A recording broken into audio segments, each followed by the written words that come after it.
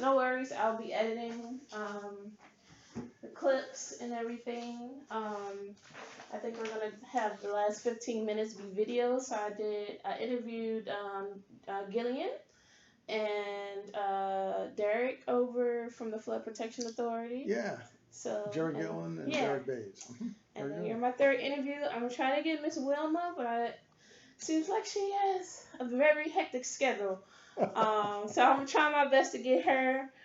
And I think the mayor has a neighborhood table, I think, on the 13th with Carbon, the guy that's over the Sewage and Water Board, Gassan.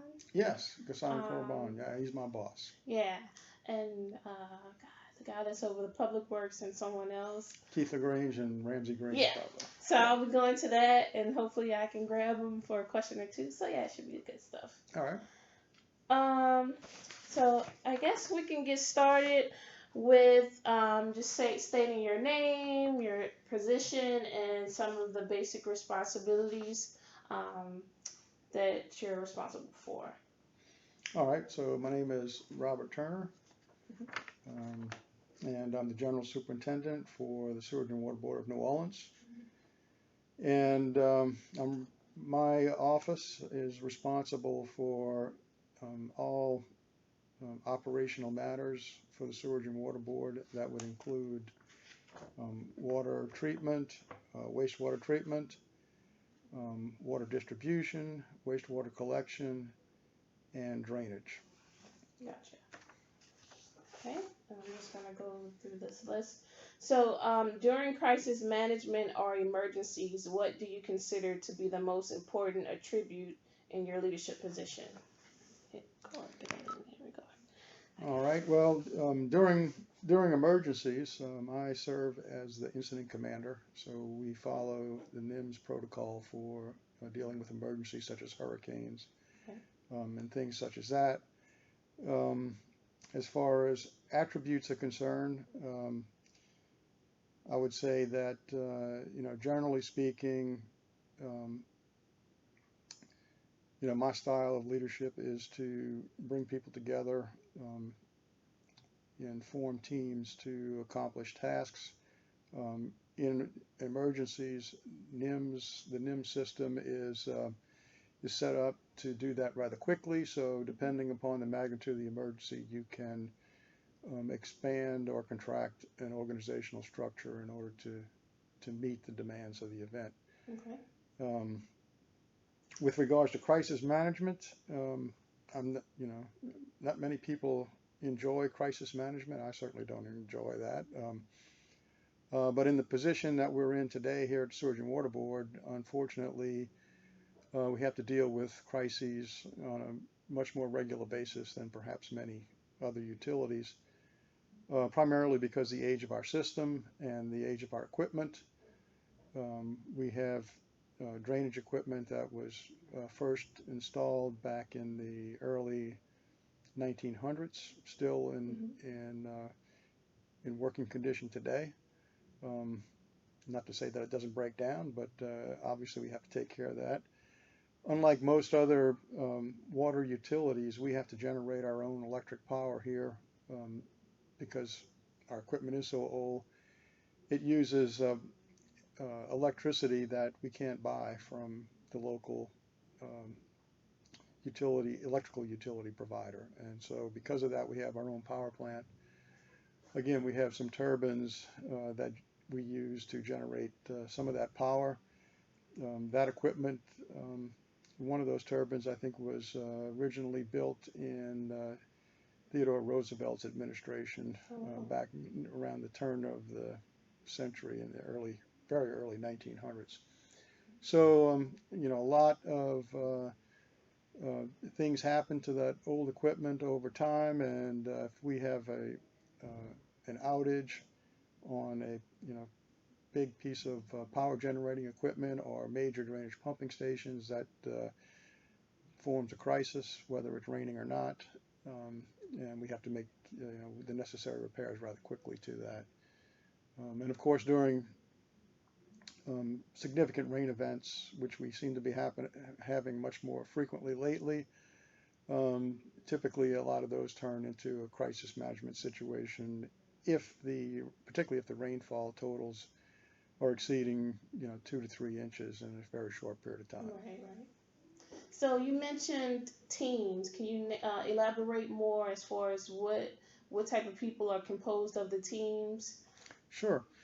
During a declared emergency, for instance, okay, we'll set ourselves up with a command structure. Basically, I'll serve as incident commander. I'll have a deputy commander that would, um, you know, basically we would work in shifts, Hmm. and then I have a planning staff. I have logistics staff. I have um, an operational staff, and then I have backup uh, um, services provided by accounting and procurement staff and things like that.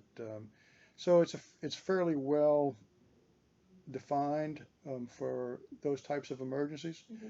I think in general, though, for doing the day-to-day work and to deal with crisis management, depending upon the circumstances, what I will typically do is pull in the talents that are required to deal with the situation. So, for instance, we had an extremely heavy rain event yesterday, significant flooding in the downtown area.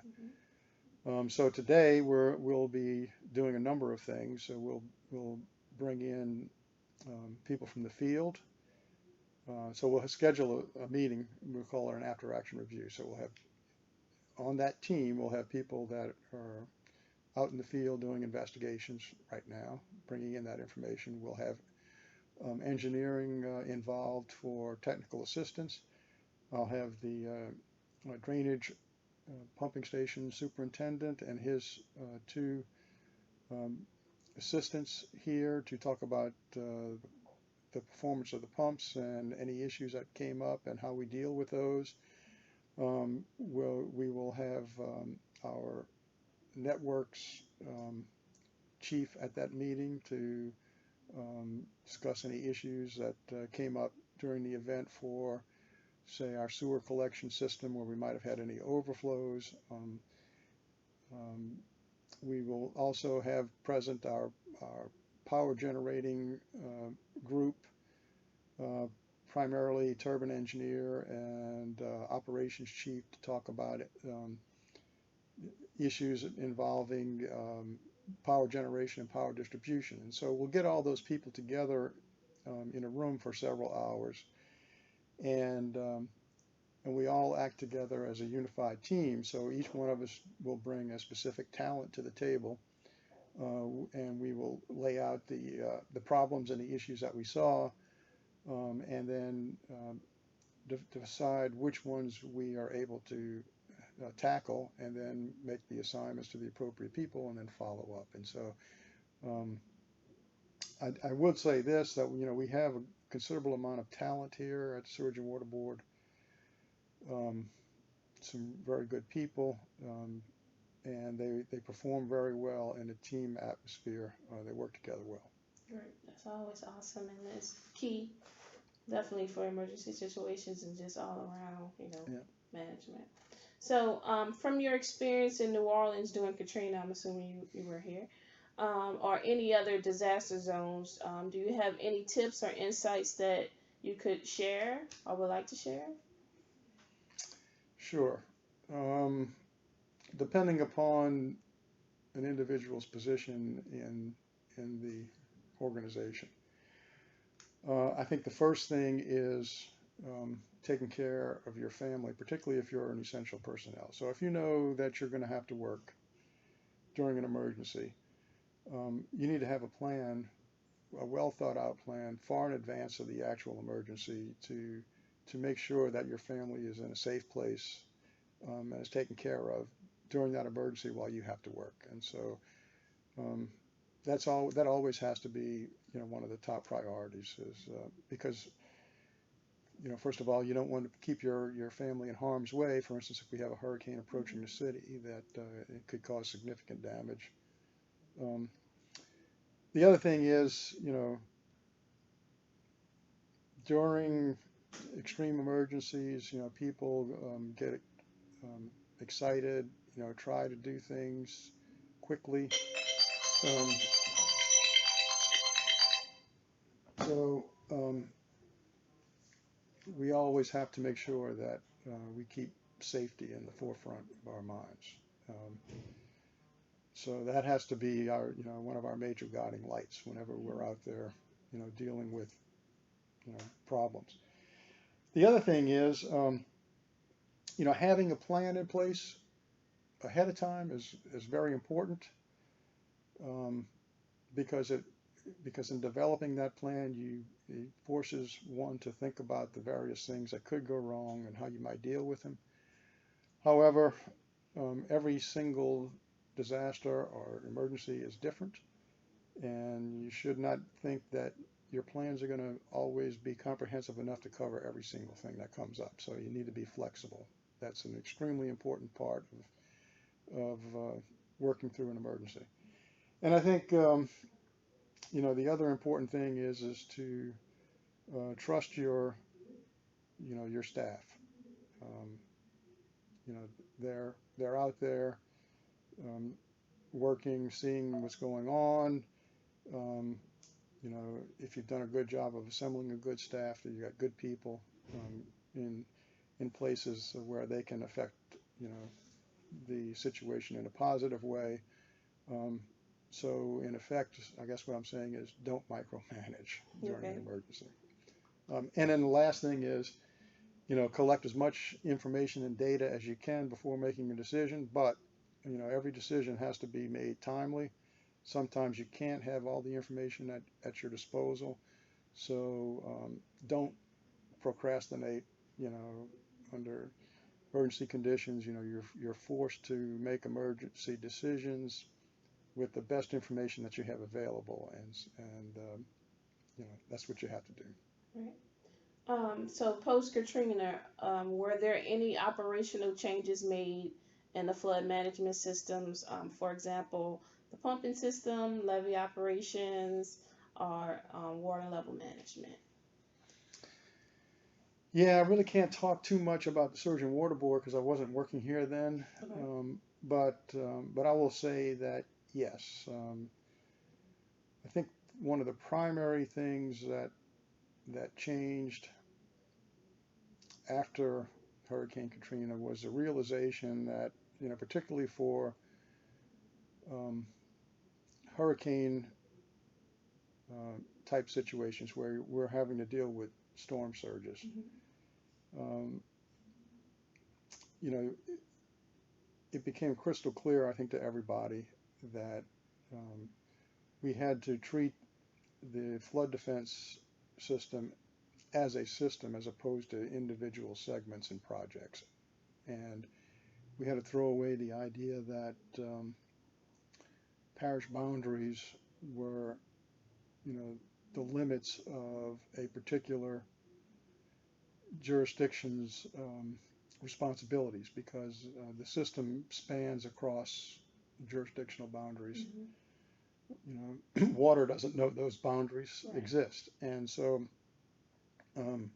looking at things in a systematic way, operating and maintaining these types of systems as a system, which means that you don't look at just individual segments and concentrate on that in your own particular little area. You have to look at the broader perspective, and because a problem with a levee or a flood wall failure in one jurisdictional area can certainly impact not only that area but also adjacent areas as well. And so it's a bigger responsibility than just taking care of what's in your jurisdictional area. So that's part of it. I think the other big thing though that happened after Katrina that I saw that I thought was extremely positive was the the better coordination that took place between the various agencies that have to deal with these types of emergencies. Um, we had, fair cooperation and coordination before Katrina, but it wasn't.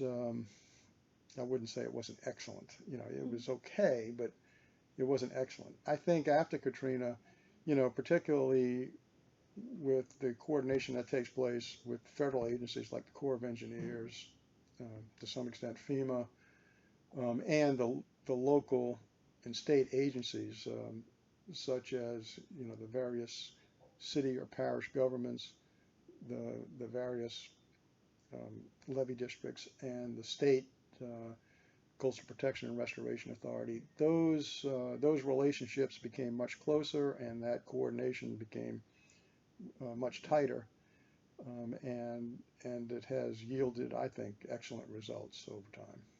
Awesome. Okay. Were communication systems effective in warning people of the coming storm in regards to Katrina? Were evacuation routes effective? If not, what changes have been implemented to better facilitate evacuation? So that's a really good question. Okay, so um, for Hurricane Katrina, there was a good deal of information that was out there to warn people. Now, some could argue, was there enough advance notice? And I think at the time in 2005, that we weren't as far advanced in our ability to predict um, paths of hurricanes. And so, if you probably don't recall this, but Hurricane Katrina was not originally forecast to come this way. So it you know most of the forecasts just a few days out from landfall were still predicting, and that the storm would go ashore, Alabama, Florida area. Okay, so when the predicted or forecasted track shifted, the information got out there. But there were a number of things, I think, that were in play here that sometimes we forget about. One is it had been a very long time before we had a major hurricane strike the area. In fact, Hurricane Betsy in 1965 was really the last major storm that affected the metropolitan New Orleans area in a very negative way. Um, and so you didn't have the memory in the public's mind of a major event like that. And so there was a significant amount of complacency, I think, even to some extent in the media, perhaps, about what was about to happen to the city during this event. So as a result, we didn't see a really good evacuation of the city, and partially it was because of the fact that there was this complacency. I think the other part was that the plans just weren't in place yet for moving people who didn't have the means to move on their own. There was still work to be done probably in that area as well, and so that sense of complacency, along with still having issues with trying to help people evacuate the city when they just didn't have the means to do that on their own, contributed to us having a lot more people around than we should have during a major event like that. The thing that was a little bit disheartening, in my area, I mean, we had at least one nursing home that did not evacuate, and resulted in multiple deaths at that facility. And that was a very concerning thing. Although I know that they were aware of the potential danger that was there. Again, I think complacency was a part of that. I think also planning perhaps was not as thorough as it should have been, um, and perhaps a follow up from the governmental perspective on making sure that these special care facilities did have adequate planning and resources in place to evacuate during a major event. Some of that has changed as well. So That's good, good to hear. And my grandmother mentioned Betsy, and I think, yeah, there was a lot of complacency because, yeah, people was like, well, Betsy was just as worse, so, higher category hurricane than Katrina, and we stayed behind for Betsy, and everything was, for the most part, okay. So, But I did notice post Katrina, like, NORD is offering the swimming lessons because a lot of people, I think, yeah. didn't know how to swim. So things, I think, are improving. Now, do you know, as far as the city's emergency evacuation plan, is that something that's reviewed annually? Yes, Okay, so. that is reviewed annually.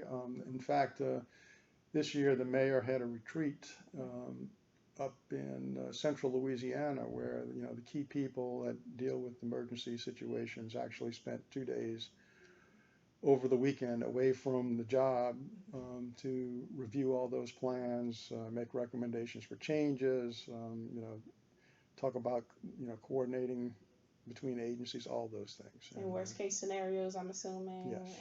So yeah, that's great. Okay. Let's see. Does management of reservoirs in the upstream watershed have any role in better flood control downstream? If so, can better communication with the U.S. Army Corps of Engineers help reduce downstream impacts? Well, in New Orleans, the primary um, reason one might be concerned with upstream reservoirs is the Mississippi River. Um, we really don't have upstream reservoirs internal to the city to any great extent that would impact in a positive way flood protection. Although we are looking at green infrastructure now and trying to Mm-hmm. find ways of putting stormwater detention and retention facilities in strategic locations. But from a broader perspective, um, we are threatened here in the city by high river events. Again, seems like more frequently now Right. than ever before.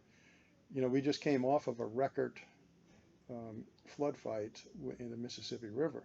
There were over 419 days where the river was above um, 11 feet, which puts us at an alert level. And so,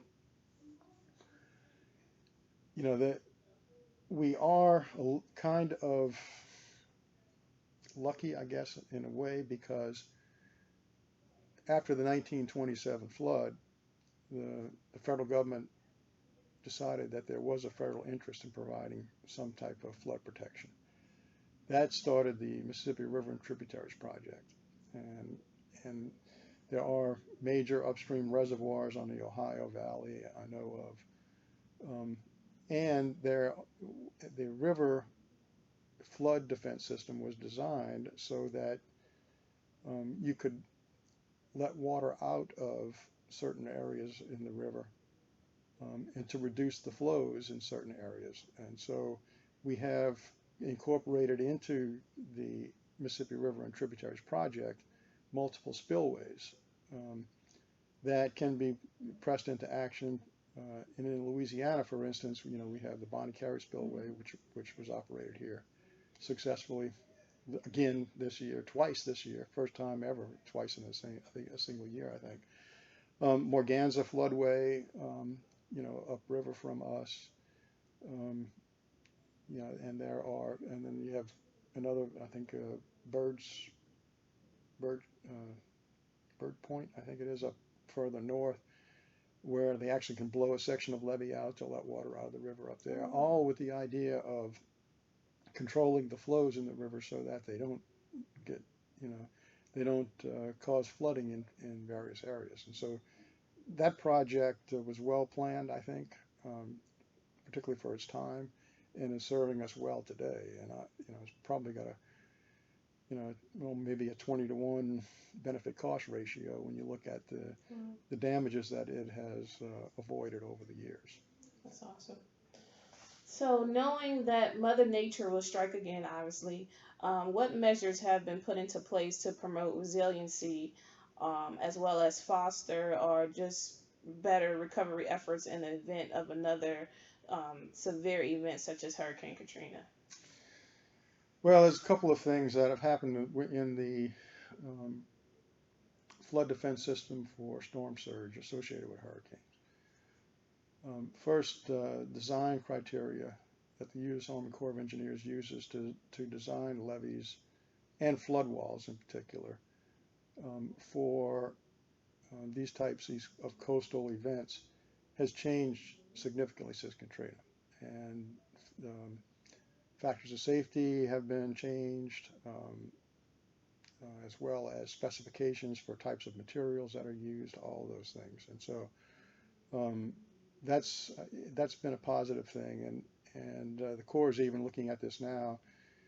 I think in a way such that for large metropolitan areas that are densely populated, those factors of safety and those specifications are probably more stringent than they would be, say, for areas that are agricultural in nature, not densely populated. Um, which I think is really the right thing to do. Is you have to look at the risk profile and based upon the risk, make those types of engineering decisions. So I think that is one thing that has been done to improve that. The other thing is um, technology has advanced and is continuing to advance, and so we have better data, more data than we've ever had before. That's continuing to improve. That data is important for us to use as engineers so that we can determine, forecast what the flood heights might be, surges might be, and design accordingly. And then we have, better computing power as part of that so that we can run much more complicated numerical models to determine, what to expect during significant events. The other thing too is that has changed is that rather than designing a system that is, which you might call binary, where everything works until you get to a certain point and then it catastrophically fails, um, that thinking has changed. And so what, building that resiliency, for instance, into a levee was a very important part of the hurricane storm damage risk reduction system here in the metropolitan area. And so if you look at all the earthen levees, almost every one of the earthen levees that were constructed after Katrina, um, armoring was added to those levees so that during an overtopping event, they wouldn't wash away like some of them did during Katrina. So the water comes over the levee. This armor prevents the erosion and scour that would occur normally during an overtopping event. And so even though you might have some water come into the system because the water comes over the levee, because the levee doesn't fail, you don't get this huge inrush of water coming into the system. And so you could have areas of localized flooding that the pump stations could perhaps keep up with or eventually pump out, whereas with a major levee breach, basically the Gulf of Mexico comes into the city, and you have catastrophic flooding in those cases. And so those types of things, I think, have had a positive impact in that regard. Gotcha. How do you engage with the community during and after a storm that allows them to be involved in recovery? If so, like, is there any training available for the general public that you know of? That's a really good question, and we're struggling with that right now because there's just not enough of us to get out in the community. So during the course of an event, the primary way that we are able to communicate with the public is through um, press conferences. Typically, the mayor of the city will hold press conferences, say during hurricane season, particularly during a hurricane threat. At least once a day, she will update the citizens of the area to tell them, the status of the flood defense systems, and all the other systems that are in place that have to come into play to react to a hurricane event, including fire department, police department, special services. All those things, are important during an event. And the media helps out quite a bit with getting that word out during the course of an event. After an event, Ghassan Corbin, the executive director for Sewage and Water Board in particular, has been very much trying to be as transparent with the public as possible as to how things went during the event, the problems, and as well as the successes that we had reacting to adverse conditions.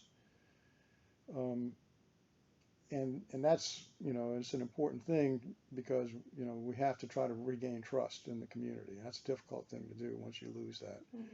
Mm-hmm. And we also, have neighborhood meetings.